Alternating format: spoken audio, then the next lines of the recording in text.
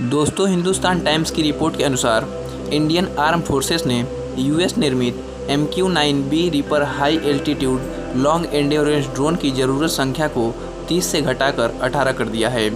Report के अनुसार एक डिटेल्ड रिसर्च सिस्टम एनालिसिस के बाद इंडियन आर्म फोर्सेस ने आवश्यकताओं को घटाकर 18 कर दिया और प्रत्येक फोर्स को मतलब IF को, सेना को और नौसेना को 6 एयर फ्रेम मिलेंगे। यह डील अमेरिकी सरकार के साथ गवर्नमेंट टू गवर्नमेंट रूट के जरिए की जाएगी। इससे पहले यह बताया गया था कि सौदे पर हस्ताक्षर तब हो सकते हैं जब प्रधानमंत्री नरेंद्र मोदी जून या जुलाई 2023 की शुरुआत में अमेरिका का दौरा करेंगे। इस बीच defence research and development organisation की प्रयोगशाला एरोनॉटिकल डेवलपमेंट एस्टेब्लिशमेंट वर्तमान में विभिन्न मेड इन इंडिया UAV कार्यक्रमों पर काम कर रही है। इन सभी मानव रहित हवाई वाहन कार्यक्रमों का विकास जोरों पर है।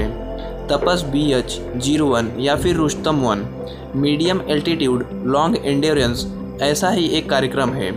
UAV ने 2016 में अपनी पहली उड़ान भरी थी और फरवरी 2023 में बेंगलुरु में आयोजित एरो इंडिया 2023 के दौरान जनता को दिखाया गया था।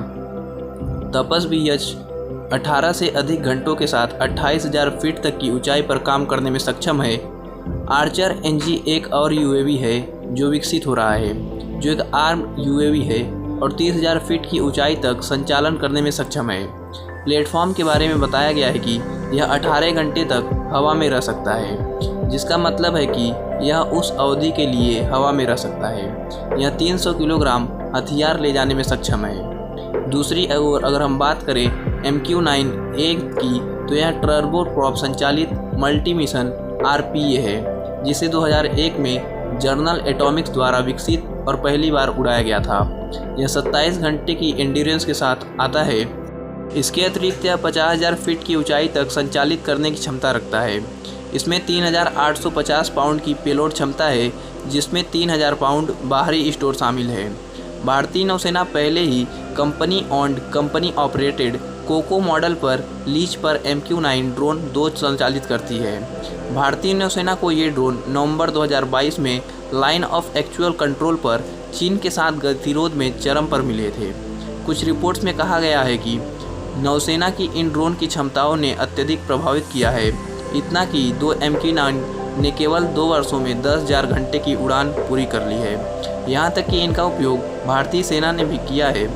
ड्रोन की रियल टाइम इमेजिनरी क्षमताएं चीनी तैनाती पर नज़र रखने के लिए LAC पर नौसेना के ड्रोन तैनात किए गए थे। इस सौदे में सरकार की आत्मनिर्भर की रणनीति के अनुरूप एक महत्वपूर्ण मेक इन इंडिया कंपोनेंट भी शामिल हो सकता है।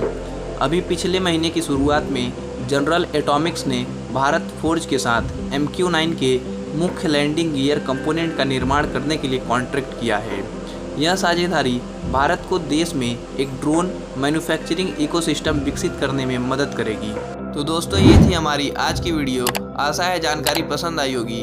हम मिलेंगे आपसे एक ऐसे ही वीडियो के साथ। जय हिंद।